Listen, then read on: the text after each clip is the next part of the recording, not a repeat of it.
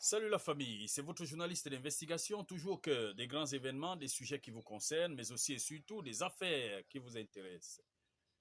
À qui profitent les crimes et les clashs? À qui profitent les crimes et les clashs? En vérité, j'ai été occupé pendant une ou deux journées parce que je n'ai pas que ces instants que je partage avec vous dans mon quotidien. J'ai également beaucoup d'autres sollicitations, des sollicitations comme maître de cérémonie pour des événements, des sollicitations comme monteur, réalisateur, communicateur pour des marques, monteur, réalisateur, producteur de spots publicitaires. Mais il faut dire que lorsque je passe une journée sans faire une production pour ceux-là qui suivent nos conseils à travers cette chaîne YouTube ou nos pages Facebook, je reçois pas mal d'appels. Mais en même temps, on ne peut pas faire des investigations sur tous les sujets. On est sollicité par tellement de sujets. Pourquoi, lorsqu'il y a une petite coupure, une petite pluie dans la ville de Yaoundé, il y a coupure d'électricité dans les ministères, on n'a pas de générateur, pas de groupe électrogène. Pourtant, dans les maisons, les résidences des ministres, on a d'énormes générateurs qui peuvent supporter la charge électrique de tout un quartier. On veut qu'on en parle. Pourquoi est-ce que on est bientôt à 3 mois après le décès, l'assassinat de Martinez Zogo, on ne sait pas à quel niveau se trouve l'enquête? Des gens veulent qu'on en parle. Mais ce n'est pas évident d'évoquer et de développer des investigations sur tous ces sujets. Parce qu'à côté de cela, il y a des gens qui se tirent dessus à balles réelles, qui n'ont toujours pas compris la notion de la troisième personne, les dégâts que peuvent causer, les dégâts que peuvent provoquer la troisième personne. Aujourd'hui, on parle de Robinson Pifo et Malox le Viber qui se tirent à balles réelles. On parle de la croqueuse de diamants qui a eu un malaise dans un immeuble où elle allait pour son médiatour en vue de parler du lancement des activités de son association qu'elle compte créer. Cela nous amène à évoquer la notion de dépression. Ce n'est pas évident d'être une célébrité dans un univers où les clashs, les scandales, les humiliations constituent le lot quotidien. C'est la préoccupation première de tous ceux qui décident de prendre la parole. C'est-à-dire que pour être à l'aise dans ce milieu, dans ce game, dans cet univers du digital, les gens sont très à l'aise quand ils lisent des histoires où un X a clashé un Y, où un tel a dit du mal d'un autre. Alors moi je vous demande, à qui profite le crime? À qui profitent les clashs? Parce qu'on a bien fait le constat que lorsqu'on fait une publication sérieuse, une publication ludique, c'est 1, 2, 3 commentaires, mais dès lors qu'il y a des histoires de quand il était en prison, ce qu'on a enfoncé dans son derrière, oui, 1 milliard de commentaires.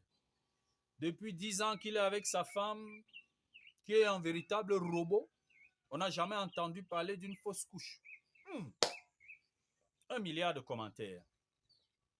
Celle-là, elle est passée sur des tas et des tas de milliardaires, des célébrités, des hommes publics. Il faut qu'elle retienne que chaque milliardaire a ses marabouts et que finalement, s'il y a un certain nombre de milliardaires qui ont eu l'occasion de passer sur elle, il faut qu'elle ait un marabout hyper fort. pour pouvoir gérer tout ce que ces milliardaires ont mis en elle. Ce qui va l'éviter ce qui va l'aider à éviter de finir à l'hôtel 5 étoiles de l'hôpital Chameau, du centre Chameau. Alors voilà les sujets qui intéressent les gens. Voilà les affaires qui vous font courir et faire des tonnes de commentaires. Mais il faut retenir une chose. La vie ne s'arrête pas en 2023. Et ce qui est sûr, lorsqu'on aura tous découvert que la toile détruit plus qu'elle ne construit, on va tous quitter la toile et on va retourner à la vraie vie. Et seuls ceux qui maintenant auront mis en tête que tout ce qui est dit sur la toile n'est pas forcément vrai et auront pris la peine de bien analyser, de bien étudier tout ce qui est versé sur la toile, seuls ceux-là pourront s'en sortir dans le monde réel. Parce qu'il y a le virtuel, où on se couche dans sa chambre, on dit n'importe quoi, et il y a le réel, le monde réel. Parce qu'on aura fini de traiter les gens d'homosexuels, de PD, on aura fini de traiter les femmes de robots, et puis il y a la troisième personne à côté qui applaudit. Ah, Malox, Pifo t'a touché. Pifo t'a touché. Non, mais Malox, tu es devenu pasteur. Ouais, maintenant tu dis des choses par rapport aux femmes. Moi, je dis ces deux sont mes enfants. J'ai toujours du mal à trancher quand il s'agit de Malox ou de Robinson Pifo ou de William Senou ou de bien d'autres enfants. C'est compliqué. C'est compliqué parce que ces gens, ces enfants, je les connais dans la vie réelle. Mais sur la toile, il y a des coups qu'on se donne, il y a des choses qui se passent, qui peuvent même passer inaperçues, mais il y a toujours la troisième personne qui vient verser de l'huile dans le feu, qui vient envenimer la situation. Faisons attention. Ce n'est pas facile de rester au sommet. C'est facile de monter, mais ce n'est pas facile de rester au sommet. Donc, s'il y a une dépression qui arrive à une influenceuse, c'est parce que chaque jour, il faut se réinventer. Ce n'est pas facile. Avec des clashs, avec des problèmes au niveau de la famille, avec le mari, ça ne va pas. Les procès en France et des clashs sur la toile, etc., etc., les injures, les humiliations, ce n'est pas facile. Celle qui a commencé il y a tout juste quelques jours, mais elle tombe déjà sur les escaliers dans les immeubles des radios.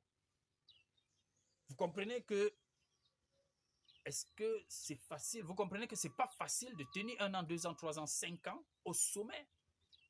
Les uns parlent de tontine. Même pour réussir à bouffer la tontine, ce n'est pas facile. Allez demander à William Senou et à Laetitia Diassi où est-ce qu'ils ont trouvé de l'énergie pour pouvoir gérer cette phase de leur vie. Je vois aujourd'hui Malox qui essaye avec Menga de tenir. Ça va aller. Robinson Pifo lui-même, à un moment donné, on l'a traité de bachelier du lycée bilingue, etc. C'était pas facile. Mais moi, ce que je vais dire, le dernier conseil avant de refermer, c'est faisons attention. Ne confondons pas les réalités de la toile avec la vraie vie. La toile va passer. Mais la vraie vie, elle ne nous quittera pas avant que le Dieu Tout-Puissant ait décidé de nous rappeler à lui. Donc, à bon entendeur, salut. C'était votre journaliste d'investigation, toujours au cœur des grands événements, des sujets qui vous concernent, mais aussi et surtout des affaires qui vous intéressent. À très bientôt pour d'autres sujets. Ciao, bye bye.